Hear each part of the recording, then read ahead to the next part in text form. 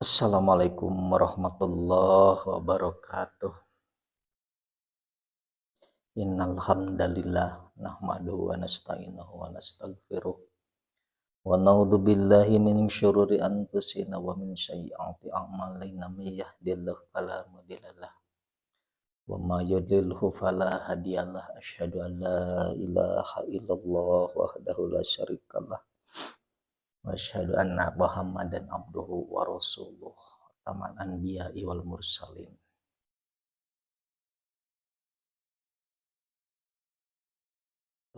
Saya akan melanjutkan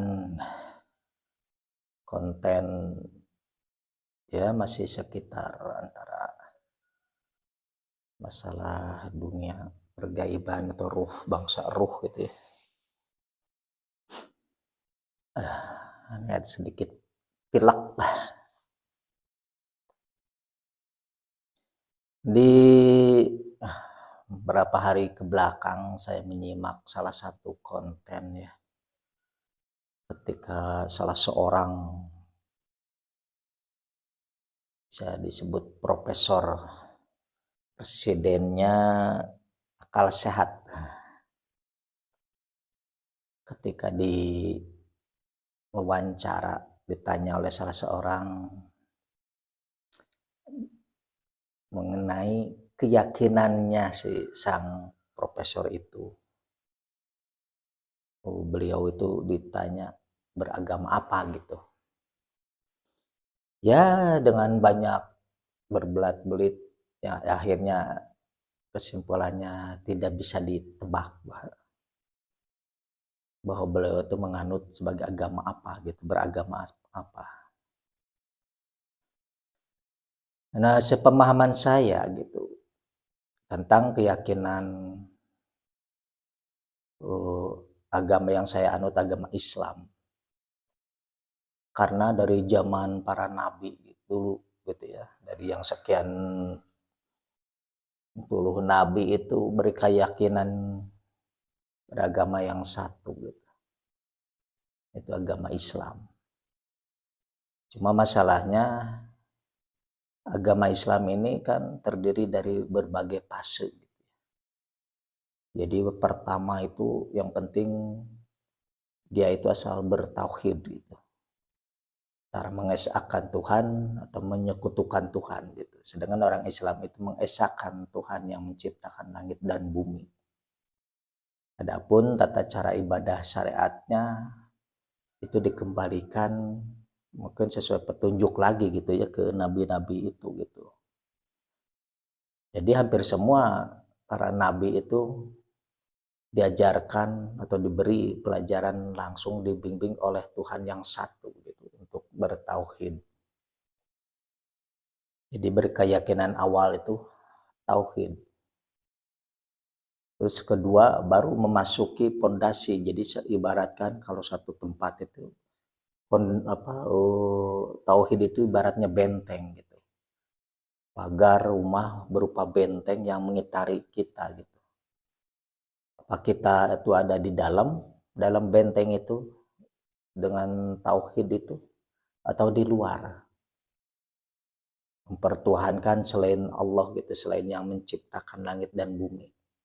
Walaupun iya nama Allah sendiri kan dari masa ke masa itu beda gitu ya. Mungkin menurut bahasa Ibrani nama Allah ini disebutkan apa gitu. Ada yang bilang Elohim, kalau kita bilangnya Allah gitu ya. Jadi intinya bahwa kita merujuk ke Tuhan yang satu. Ada yang dibilang Tuhan Sang Hyang Taya gitu, yang taya karena gak ada penyebutan, gak ada waktu itu sebelum disebutkan salah satu nama juga belum gitu ya, belum bernama istilahnya, digelarnya adalah Sang Hyang Taya ya. Jadi nggak ada bandingannya gitu. Walaupun sekarang sudah dinamakan Allah gitu kan sebagai ismu dat gitu. Sedangkan datnya sendiri itu tidak bisa dilihat, tidak bisa dinyatakan. Tidak ada seorang nabi, rasul juga yang bisa melihat penampakannya datullah gitu ya. Jadi yang kita bisa lihat itu cuma nurnya berupa cahaya yang menghijab sebagai penghalang untuk melihat dat yang suci itu, yang maha suci itu gitu. Jadi pemahaman tauhid itu mengesahkan Allah yang menciptakan langit dan bumi yang tidak ada bandingannya gitu, perbandingannya gitu, nggak ada gitu. Dat yang maha suci itu tidak ada. Karena tidak bisa disebut, bisa dibayangkan, tidak bisa dilihat dengan mata batin atau mata apa juga istilahnya, karena nggak wujud terlihat gitu. Cuma hasil karyanya ada gitu. Semua alam, dari alam dohir sampai alam batin itu hasil dari ciptaan dat yang maha suci itu gitu. Jadi ketika seseorang memahami salah satu agama dasarnya itu agama tauhid. Jadi bertuhan kepada yang satu gitu, yang menciptakan langit dan bumi, semua alam, segala kehidupan ini. Itu yang kita pertuhankan gitu. Nah, setelah masuk ke benteng yang tauhid ini, ibaratnya bentengnya gitu antara orang dalam apa orang kita di luar gitu. Kalau kita di dalam berarti kita meyakini bahwa ada Tuhan pencipta langit dan bumi. Jadi kita mempertuhankan yang esa itu, yang satu gitu. Termasuk wujud kita ini sendiri gitu. Sebelum jadi janin kan kita sudah ada kehidupan. Sebelum dia masukin ruh juga sudah ada pergerakan kehidupan kita ini. Dari berupa jentik, embrio, terus berkembang jadi janin, jadi bayi. Akhirnya lahir jadi anak-anak, dewasa, terus sampai tua gitu kan. Nah, proses sebelum dimasukin ruh itu udah ada hidup. Sifat hidupnya itulah dari Datullah gitu. Jadi Datullah itu ada walaupun kalau kita sekasar dengan kasarnya tanpa ada wujud alam ini tetap Datullah itu ada gitu. Beliau seolah berada di balik semua yang kita lihat gitu ya, hasil ciptaannya gitu. Seperti halnya ketika saya istilahnya dibukakan kasyaf gitu ya, walaupun tanpa ada jasad ini ternyata di dalam diri ada diri kita lagi. Begitu udah masuk dalam level ruh gitu, ruhani gitu, ke keruhanian gitu. Ternyata di dalam keruhanian juga kesadaran kita tuh masih ada, walaupun tanpa wujud berupa ruh juga. Ternyata berlapis-lapis sampai ke dalam gitu ya. Keberadaan, keyakinan, kesadaran kita ada, walaupun dilihat gak ada badan secara batinia, secara gaib, dan secara dohir gitu. Jadi kita tuh berlapis-lapis juga. Gitu. Jadi sebenarnya setiap bentuk perwujudan apa saja gitu ya, berupa mau benda hidup gitu ya, atau benda mati sekalipun, tetap di inti materinya itu, di dalamnya ada Tuhan misalnya.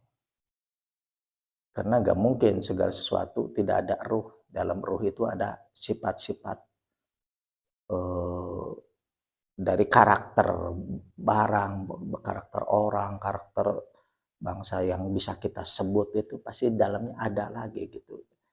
Sifat-sifat itu. Nah, dari dalam sifat-sifat itu sendiri ternyata kita itu tidak terlepas, tidak akan lepas dari kuasanya Tuhan itu sendiri gitu. Karena Datullah itu merasuk menggenap ke segala unsur gitu. Sehalus apapun, sekecil apapun makhluk tetap bahwa di dalam dirinya itu intinya tetap Dat yang maha suci ikut andil keberadaan yang berupa kesadaran itu gitu. Makanya kalau di Al-Qur'an bisa kan ada keterangan bahwa Allah itu maha melihat, mengetahui ketika semut hitam dia berjalan di atas batu hitam gitu. Di malam yang gelap gitu, tapi Allah itu mengetahui. Jadi mengetahuinya dengan kesadarannya bahwa di diri semut itu sendiri ada kesadaran berupa ruh, berupa inti dari Datullah sendiri gitu. Jadi semua materi apapun gitu, mau berupa kuman sekecil apapun, tetap di situ ada apa, kesadarannya sendiri gitu, bahwa dia itu berada, istilahnya ada gitu. Nah, kembali lagi, dasar agama para nabi itu agama tauhid. Adapun tata cara syariat untuk ritual peribadatannya dikembalikan ke hasil istilahnya ijtihadnya gitu. Seperti halnya kita orang Islam, umatnya Nabi Muhammad, sama agamanya agama dasar, batinnya itu agama tauhid gitu. Pemikiran, jadi pemikiran diatur dengan ketauhidan, jasa diatur dengan ilmu syariat gitu ya.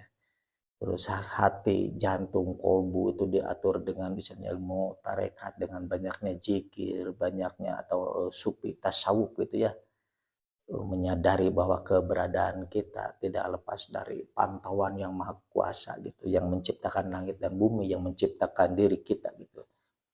Nah, kesempurnaan itu di istilahnya dirangkum berada di agama Islam. Jadi agama Islam itu merangkum dari ajaran pertamanya agama tauhid dari tiap nabi gitu ya. Terus merangkum syariatnya, aturan tata cara ritual ibadahnya dari para rasul-rasul itu disempurnakan di agama Islam. Jadi harusnya seseorang itu meyakini bahwa saya beragama Islam gitu.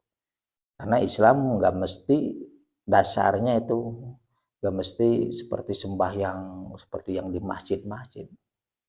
Karena dengan menyadari bahwa secara ini misalnya Tuhan saya yang Maha Esa yang menciptakan langit dan bumi, bukan berupa patung yang disembah istilahnya, terus orang tadinya ahli istilahnya orang yang mulia dimuliakan terus disembah-sembah.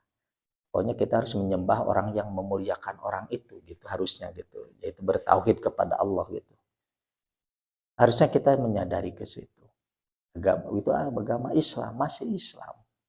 Jadi Islam itu tunduk, nurut, anut kepada instruksi batin, terus lahiriahnya syariatnya kita bergerak diatur gitu oleh tata cara aturan ilmu syariat seperti di agama Islam. Jadi agama Islam itu terdiri dari syariat, tarekat, hakikat, dan makrifat.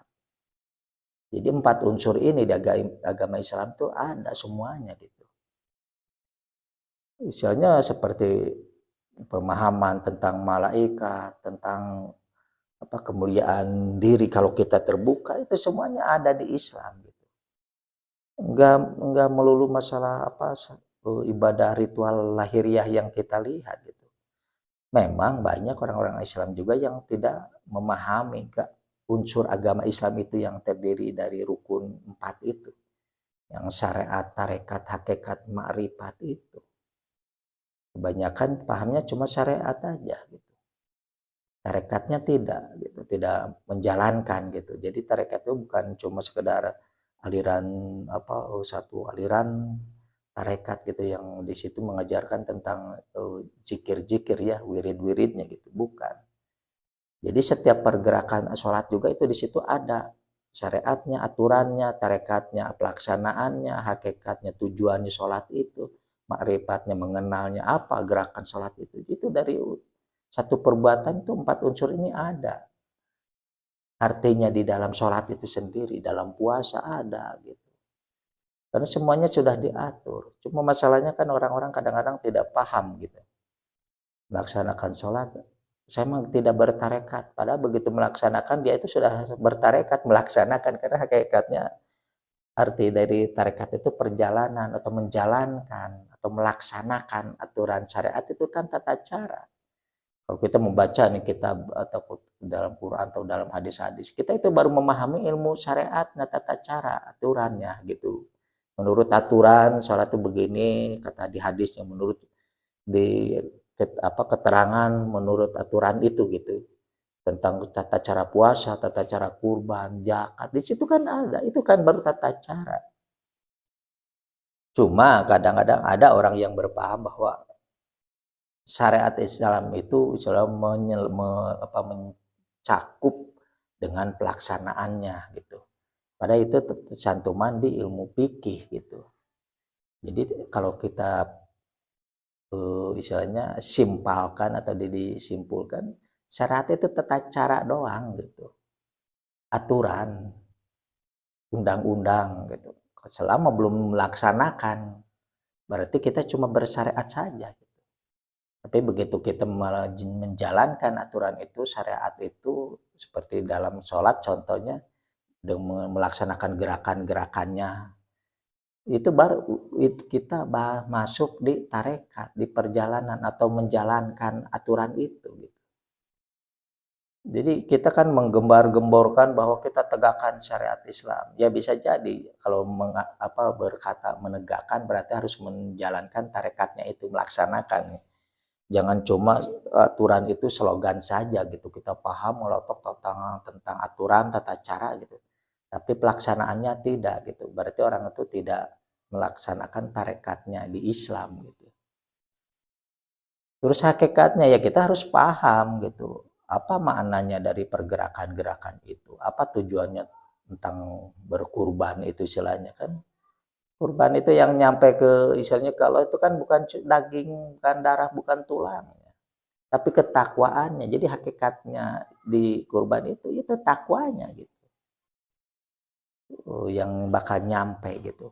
Nah, kalau sudah memahami sampai ke sana gitu, baru kita sempurna memahami agama Islam. Walaupun ya ada orang Islam cuma misalnya masuknya di kepercayaan gitu. Saya agama Islam, agamanya agama Islam hakikat, syariatnya tidak gitu. Syariatnya maksud kata dia itu ya mereka bilang seperti orang-orang aliran kepercayaan. Saya udah levelnya udah tinggi gitu. Katanya kalau syariat itu mau baru yang belajar tata cara sholat gitu. Baru menjalankan syariatnya saja. Jadi sholat syariatnya di situ pelaksanaan dengan menjalankan sholat yang 5 waktu gitu. Sedangkan hakikatnya sholat tidak usah, itu orang ngaco gitu. Percaya kepada Allah tapi tidak menjalankan, padahal itu kan perintahnya. Kalau kita udah percaya kepada Allah yang memerintahkan kita untuk mendirikan sholat, menegakkan sholat, ya jalankan, harusnya kayak gitu. Jangan cuma kepercayaan, cuma percaya bahwa saya mah Islamnya Islam hakikat gitu, jadi nggak perlu sholat katanya, nggak perlu mendirikan sholat gitu, cukup dengan niat saja gitu. Ya itu istilahnya pemikiran yang ngaco kata saya. Karena baginda Nabi lebih tinggi di kerohanian bagi orang-orang aliran kepercayaan itu masih menjalankan cara tarekatnya sholat itu. Bukan cuma syariatnya saja gitu, pahamnya gitu. Terus hakikatnya juga kan tahu, udah paham baginda Nabi. Tetap itu semua unsur ini harus dijalankan gitu. Karena orang yang berpaham seperti itu ya seperti aliran kepercayaan, dia cuma lihai paham di istilahnya penjabaran dalam ucapan, dialog, berdiskusi, ya seperti orang yang udah di luar kepala gitu kan. Tapi selama tidak menjalankan tarekatnya atau menjalankan menegakkan sholatnya itu sendiri gitu ya, ibadahnya kalau ritualnya itu ya masih dianggapnya nol. Karena Allah itu istilahnya melihat gitu ya dari ketakwaan seseorang itu dari perbuatannya, bukan cuma pemikirannya saja gitu. Perbuatannya dilihat gimana, bukan cuma omongannya saja gitu.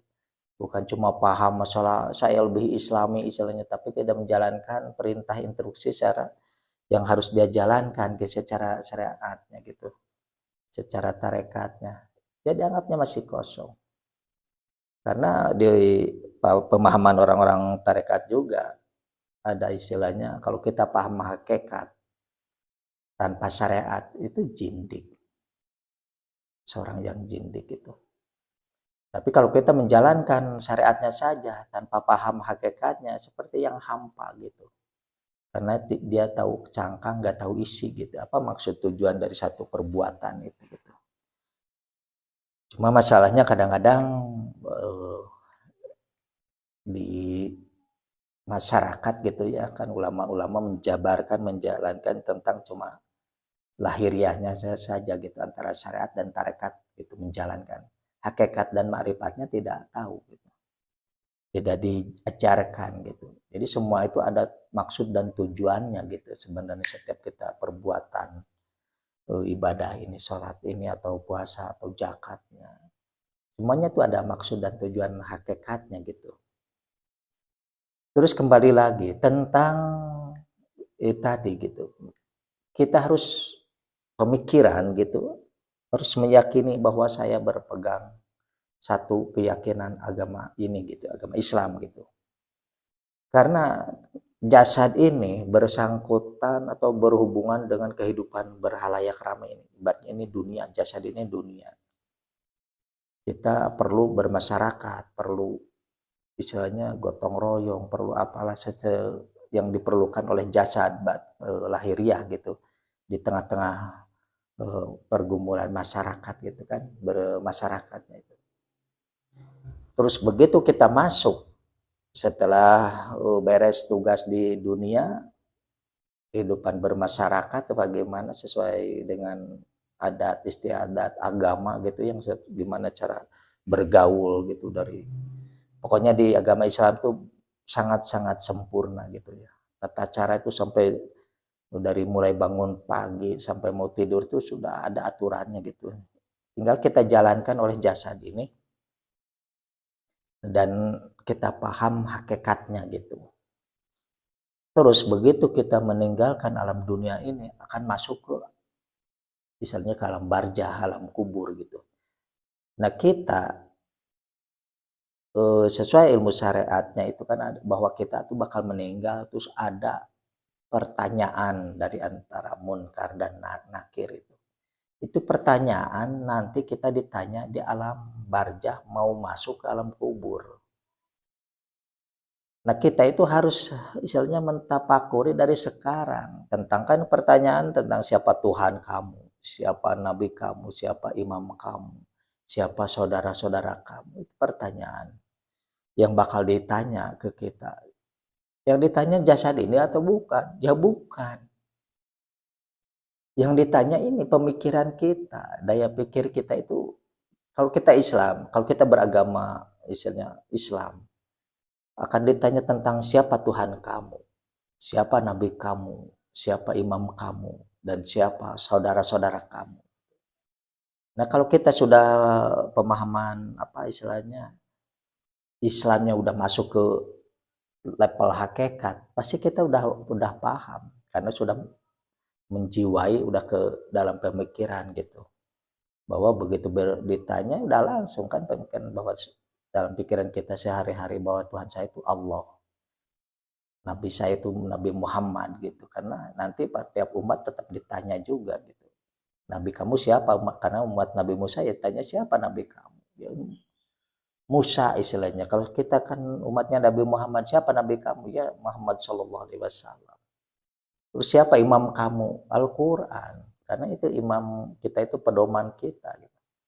Mungkin dulu pernah saya tuh mengaji di satu madrasah ya, ajaran seorang guru di madrasah itu waktu kecil tuh, waktu di Sumatera. Begitu ditanya tentang nanti di alam kubur, katanya bakal ditanya siapa imam kamu, Imam Syafi'i.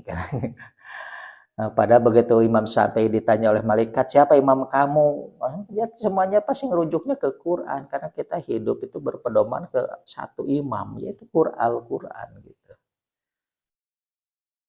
Terus siapa saudara kamu? Ya Ikhwanul Muslimin, saudara-saudara yang Islam. Bukan saudara kandung, saudara ini kadang-kadang kan saudara seibu sebapak beda agama. Jadi saudara kita itu siapa? Ya Ikhwanul Muslimin. Jadi semua orang-orang yang beragama Islam itu saudara gitu. Nah itu pemahaman itu harus ditanamkan di pemikiran kita, di akal kita. Begitu nanti ditanya, yang ditanya tuh pemikiran kita. Siapa Tuhan kamu? Siapa agamamu? Apa agamamu? Siapa nabi kamu? Siapa imam kamu? Siapa saudara kamu? Nanti bakal ditanya. Jadi yang menjawab itu bukan jasad ini gitu, karena yang ditanya begitu jasad kita sudah istilahnya udah dibaringkan, dibungkus kain kapan. Ada yang kan udah ada yang bangun. Diri kita ini yang bukan ditanya yang ini, yang ditanya yang ininya gitu. Yang diri kita yang batinnya gitu, yang gaibnya. Nah, itu yang harusnya ditanamkan ini pancernya dari saudara papat gitu, yaitu pikiran, akal gitu. Jadi nanti bakal ada pertanyaan seperti itu. Jadi kita harus meyakini bahwa saya Islam gitu. Ya, sesuai pemikiran kita. Karena kita hidup sesuai dengan akal pemikiran kita. Aturannya gitu. Kita berpaham pedoman ini, keyakinan sesuai Islam ini tidak gitu. Dan di situ tersimpan memori bahwa kita seorang Islam, berbuat baik antar tetangga harus gimana, itu semua tertanam di pikiran gitu, di akal kita, di otak kita. Jadi nanti yang bakal ditanya tuh akal kita, otak kita. Kalau di alam barjah menuju alam kubur tuh yang ditanya tuh akal kita gitu, pemikiran kita. Kalau kita ibaratnya selalu bersekutu, berkeyakinan bahwa istilahnya mungkin karena terlalu mendewa-dewakan salah seorang, akhirnya siapa yang dipertuhankan kamu gitu. Bisa jadi ngaco jawabannya kan. Karena ada yang di pikiran kita itu kita taklid ke seseorang gitu, ke syekhnya atau ke siapa, kan itu bisa jadi bersekutu jadinya. Kalau kita beryakinan segala sesuatu itu selalu Allah, Allah, nanti jawabannya seperti itu gitu. Siapa Tuhan kamu? Allah, udah jelas gitu isi yang. Tapi kalau kitanya belum yakin istilahnya di dunianya ini gitu, setiap saatnya kalau ada masalah ingatnya ke abah ini, ke guru ini, ke syekh ini, nanti juga jawabannya seperti itu. Siapa Tuhan kamu, abah? Atau ini gitu, itu bisa jadi kayak gitu. Jadi dari sekarang kita harus menanamkan tauhid itu di dalam pikiran gitu. Jadi segala sesuatu sebelum kalau kita menghadapi masalah apapun, yang terbetik pertama di pikiran kita itu ke Allah gitu. Minta petunjuknya ke Allah, kita meminta bantuan, minta tolongnya ke Allah gitu. Nanti begitu kita meninggal di alam barzah menuju alam kubur, ditanya itu siapa Tuhan kamu? Allah. Jadi harusnya kita tegaskan gitu bahwa saya beragama Islam, bertuhankan Allah gitu, Subhanahu wa taala. Itu harus dari sekarang ditanamkan di pikiran gitu. Terus nanti bakal bangun dalam masyar setelah kita hidup di dalam kubur, ya istirahat di situ. Ditemani oleh apa amal-amalan kita gitu, amal perbuatan baik kita. Kita akan mendapatkan nikmat kubur. Jadi soal tidur yang nyaman, tenang, santai, tahu-tahu bangun-bangun di hari kiamat di alam mahsyar. Jadi di alam kubur nanti tuh seolah kita tuh goncangan kayak sekarang. Mungkin kalau lagi di rumah tahu-tahu ada gempa, panik kan. Nah di alam kubur juga sama, nanti kita tuh tinggal di rumah di sana tuh di alam kubur itu ada rumah yang terbuat dari gedung gitu. Mungkin ada yang rumah sederhana, tergantung kembali lagi ke amal-amalannya. Itu yang kalau masalah bangunan di alam kubur itu misalnya diukur oleh keyakinan kita di dunia, keimanan kita. Kalau imannya mantap langsung ke Allah, itu bangunannya udah pasti kayak real estate gitu. Tapi kalau kita imannya turun naik, kadang-kadang terendah sampai kayak yang putus asa istilahnya, keimanannya seperti itu, mungkin di sana rumahnya kayak ya mungkin bisa jadi dari gubuk. Karena ukurannya itu gitu. Kalau imannya kuat, pasti rumahnya di alam kubur itu bagus gitu. Nah, ketika kita tidur istirahat di alam kubur itu di rumah gitu ya. Begitu kiamat itu kita tak tahu goncangan, tak langsung sama. Jadi semua para arwah yang istirahat di alam kubur itu begitu hari kiamat di alam mahsyar itu langsung pada bangun gitu. Jadi yang tiupan pertama kan itu 2 kali sebenarnya. Yang pertama itu menghancurkan yang belum meninggal pada meninggal gitu. Yang lagi dikandung anak langsung pada lahir langsung meninggal lagi gitu misalnya. Karena belum lahir aja sudah begitu dilahirkan berapa 4 bulan, 6 bulan, itu langsung lahir. Selama goncangan mungkin ada waktu. Karena goncangan nanti jagat kabir kiamat itu, nanti semua planet galaksi itu hancur menuju ke satu titik. Saling benturan itu. Semuanya hancur. Nah setelah penghancuran itu, kan orang pada meninggal, nah itu masuk ke alam kubur semua. Nah di situ lamanya tidak terukur berapa lama di situ gitu. Setelah itu akhirnya ditiupkan sangkakala kedua gitu, tiupan trompet yang kedua. Jadi orang-orang yang sudah meninggal yang berada di alam kubur itu termasuk malaikat tuh pasti masuk ke alam kubur juga. Karena gak mungkin dia bisa melewati langsung tahu-tahu ke alam mahsyar gitu, dari alam dunia ke alam mahsyar, tidak. Pasti harus masuk dulu ke alam kubur. Dari bangsa manusia, jin, malaikat juga pasti masuk, pasti meninggal dulu gitu. Nah meninggal ini untuk masuk ke alam kubur. Di alam kubur baru nanti yang pertama dibangunkan kan malaikat Israfil ya, suruh meniup sangkakala gitu kan, untuk membangunkan lagi semua para ruh gitu ya, dari alam kubur itu. Nah alam kubur itu ya terjadi kepanikan lagi, hancur gitu.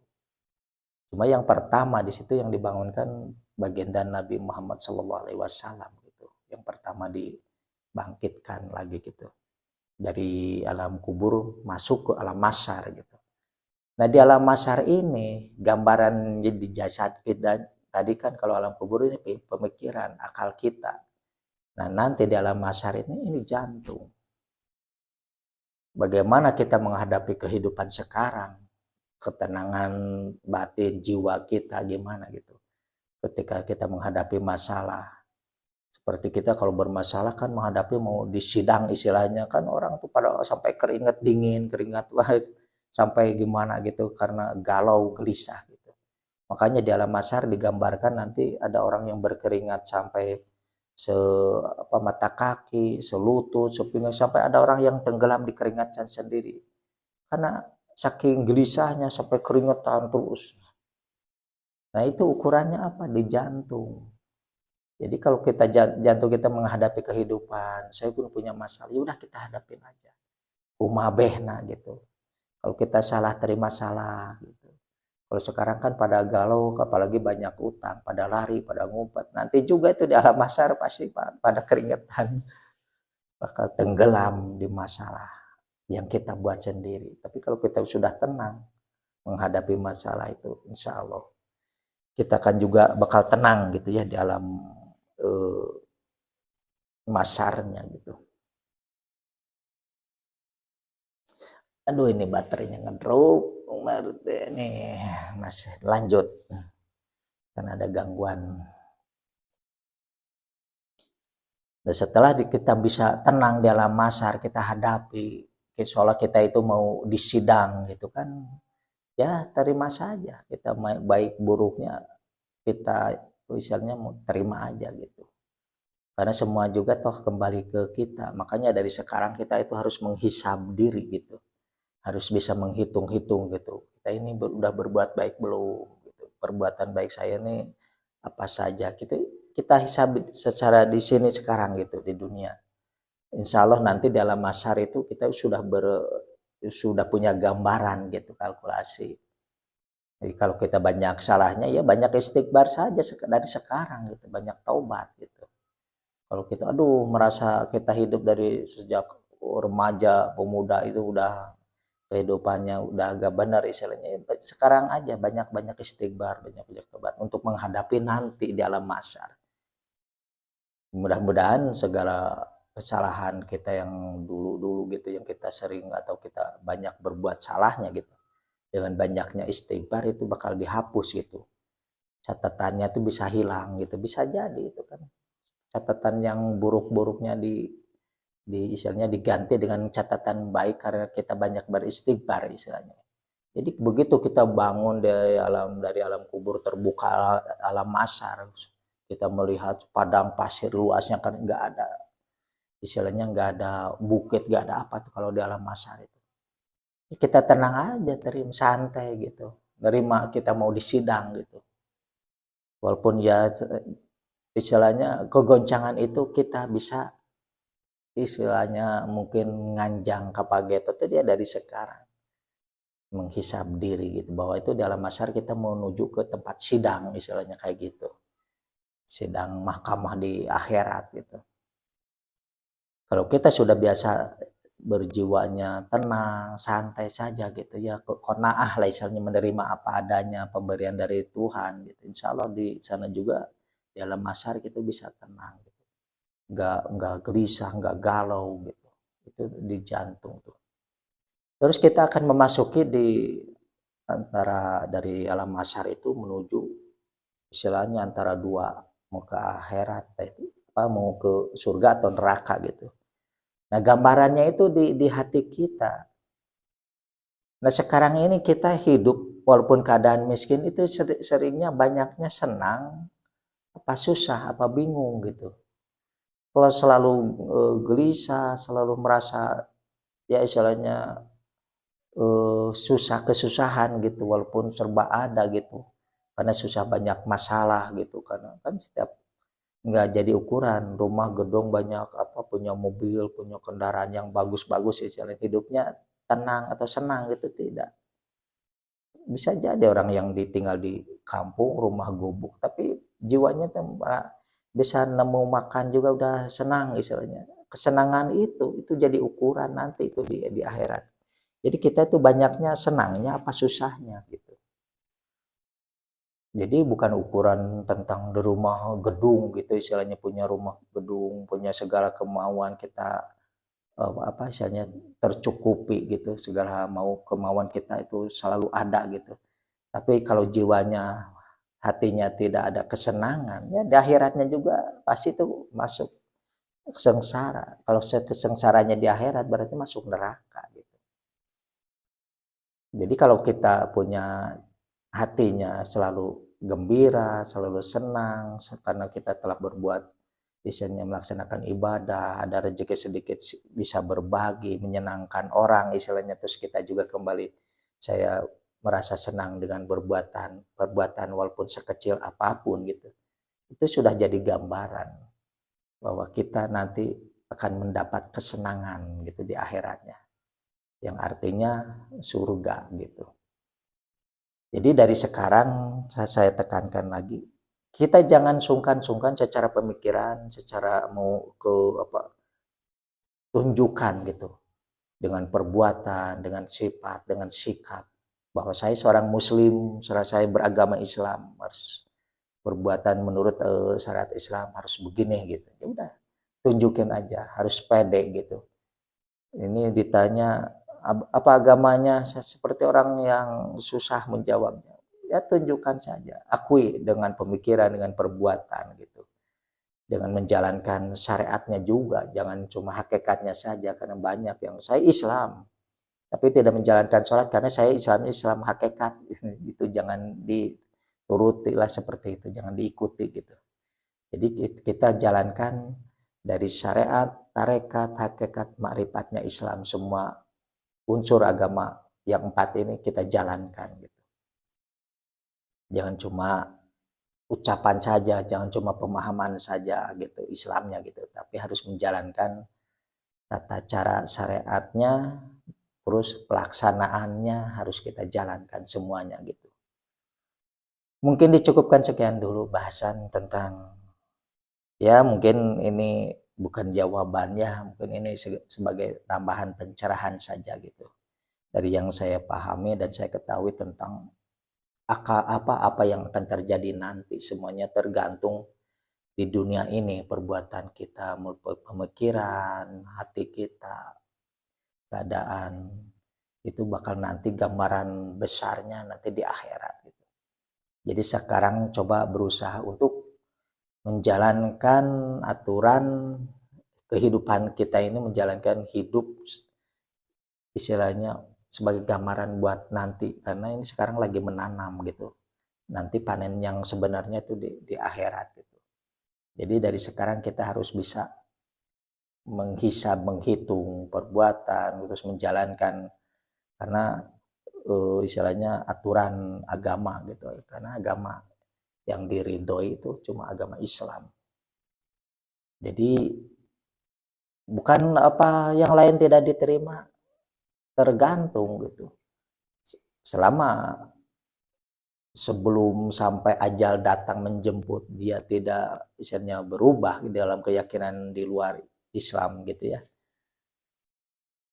Keyakinannya tentang tauhidnya, tentang syariatnya, tentang tarekatnya, tentang hakikatnya di luar Islam, ya pasti tidak akan salah satu atau salah satu umat yang masuk dalam ridho gitu, ridho Allah gitu. Karena yang diridhoi oleh Allah itu cuma aturan Islam ini yang diridhoi gitu. Tata cara hidup bersyariatkan Islam gitu. Ini yang diridhoi oleh Allah yang mempunyai surga dan neraka gitu ya.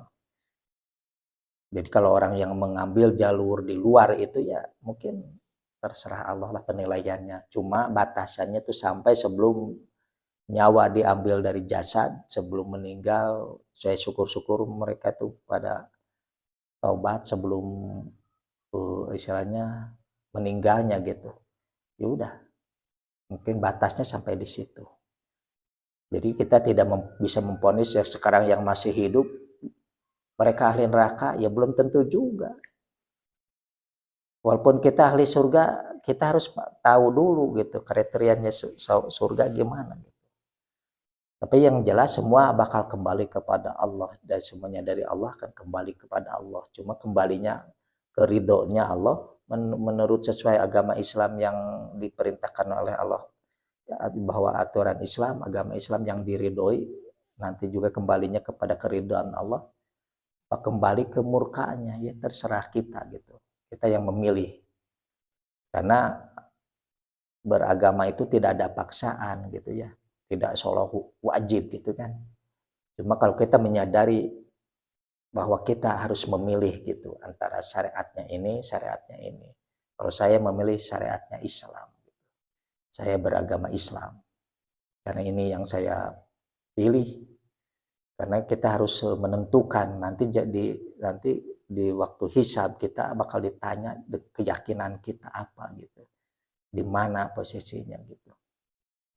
Mungkin dicukupkan sekian dulu dari bahasa dari saya. Mudah-mudahan ya kalau ada manfaatnya diambil buat tambah-tambah wawasan gitu ya. Bila tidak ada manfaatnya diabaikan saja video ini. Hasbi rabbi jalallah ma fi qalbi ghairullah nur Muhammad sallallahu la ilaha illallah Muhammad Rasulullah sallallahu alaihi wasallam. Ya Rabbi la tadarni farda wa anta khairun warisin. Rabbi ini anjilni menjalan mubarakan wa anta khairun munjilin.